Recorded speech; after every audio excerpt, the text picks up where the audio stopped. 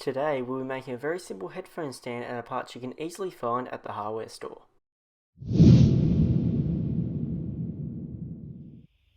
You'll need the following parts to make this stand: an end cap, a 150mm pipe, a 90° elbow, a 250mm pipe and a flange.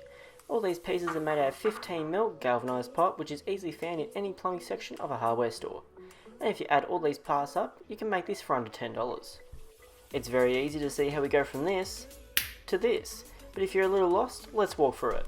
You first connect the 250mm pipe to the flange, then the 90° elbow goes on top, the 150mm piece screws into that, and then we polish it off with an end cap.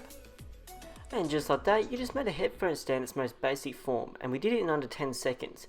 And if you're feeling like you really want to spice it up a little bit, let's give it a lick of paint. Before we start painting, it's best to give it a quick wipe down with acetone.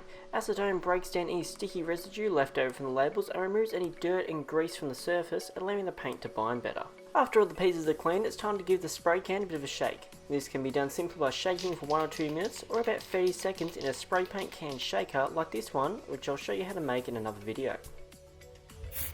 When painting, it's best to hold the can about 30 cm away and just do light coats. After 2 to 3 coats, you have a really good finish.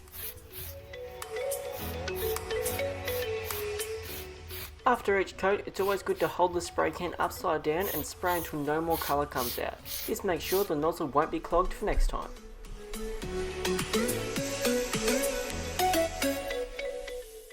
With the painting all done, we can install it into a place of choice. Mine's a desk, which I made in another video. To mount it, you can unscrew the bottom flange and mark out the holes with a texter. Next, we can simply drill 4 holes, and for the screws I use standard indoor wood screws that are hard to cut down. Also coat the tops of those screw heads black. Once the flange is fully screwed down, we can reassemble the stand once again.